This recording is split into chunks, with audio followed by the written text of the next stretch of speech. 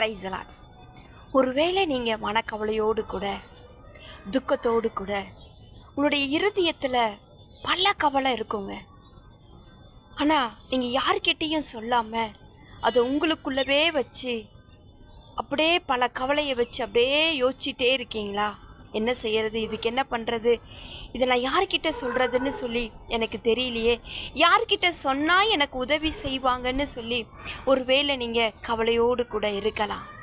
ஆண்டவர் சொல்கிறாரு, நீ யார்கிட்ட சொல்கிறீங்களோ இல்லையோ, ஆனால் உங்களுடைய ஒவ்வொரு நினைவுகளை தெய்வன் நான் தூரத்திலிருந்து உங்களை நான் அறிகிறேன் என்று சொல்லுகிறார்.